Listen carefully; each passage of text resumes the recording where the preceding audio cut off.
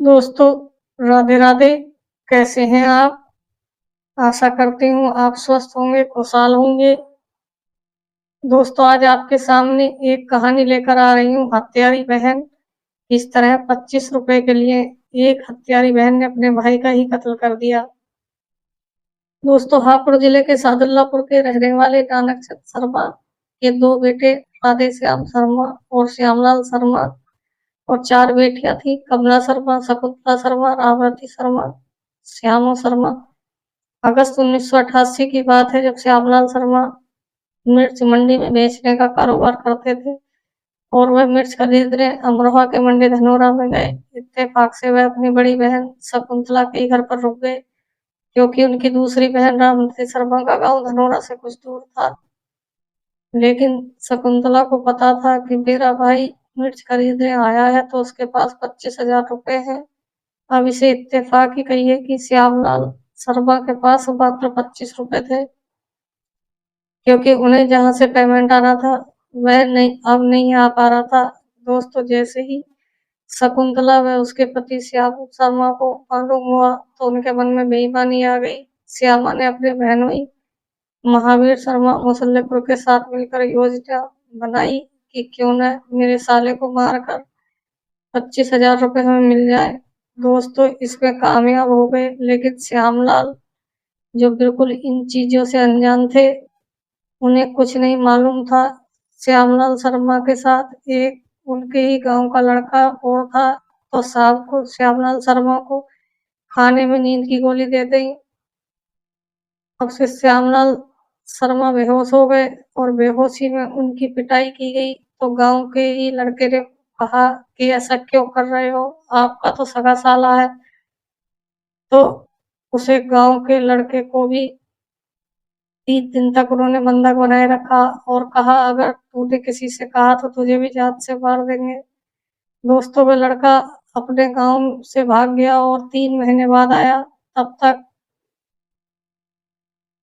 फिर उसने गांव के हालात बताए, क्योंकि उसे समय मोबाइल फोन नहीं चलते थे। अब 3 महीने बाद उसे श्यामलाल का पता मालूम करना चाहा, तो मालूम हुआ कि श्यामलाल तो 3 महीने से गायब था, तेरे साथ गया हुआ था। क्योंकि परिवार वाले सब ढूंढ रहे थे, तब उस लड़के ने बताई, सारी कहानी बताई कि ऐसा ऐसा हुआ। दोस्तों, जब नानक चंद ने अपने दामाद और बेटी से पूछा श्यामलाल कहाँ है, तो वो साफ मुकर गए। अब थाना मंडी धनौरा में एफआईआर दर्ज कराई गई, तो पुलिस ने अपने स्तर से जांच शुरू की। पुलिस की थोड़ी शक्ति पर सब कुछ बता दिया, लेकिन बाद में फैसला हो गया था, तो श्यामा महावीर शकुंतला को कोई सजा नहीं मिल पाई। मंडी धनौरा के पास में मुसल्लेपुर के खेतों में एक पेड़ के नीचे श्यामलाल की बॉडी भी बरामद कर ली गई थी।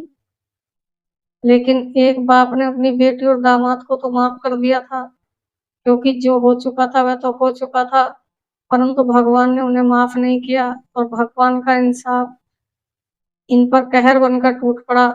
आप गलत काम करके भगवान की निगाह से नहीं बच सकते, भले ही आपको इंसान माफ कर दे। शकुंतला का बड़ा बेटा राकेश शर्मा को उसी की पत्नी ने वीर राकेश के साथ बेदर्दी से हत्या करवा दी, क्योंकि भले सामाजिक नजरिए से इन हत्यारों को सजा न मिली हो, लेकिन भगवान के इंसाफ में इन कातिलों को सजा मिलनी ही थी। श्यामलाल शर्मा के जीजा श्यामा शर्मा के शरीर में कीड़े पड़ गए और शकुंतला के प्राण बहुत मुश्किल से उड़े थे। श्यामा के जीजा महावीर शर्मा मसल्लेपुर को भी एक दिन उन्हीं के बहनोई ने गोली मारकर हत्या कर दी। दोस्तों, महावीर ने अपनी बहन की शादी जहां की थी, तो उनसे भी पैसे की मांग करने लगा था और उन्हें जान से मारने की धमकी दे रहा था। इसलिए उनके बहनोई ने ही महावीर शर्मा का काम तमाम कर दिया। दोस्तों, गलत काम का हमेशा गलत ही नतीजा होता है, इसलिए हमें कभी भी लालच में आकर अपने रिश्तों का खून नहीं करना चाहिए। कहने का मतलब हमारा किसी का दिल दुखाना नहीं, बल्कि समाज में इस तरीके की फैलती कुरीतियों के खिलाफ जनता को जागरूक करना है। और हमें आशा है कि हमारी इस कहानी से आप लोगों को कुछ सीख जरूर मिलेगी।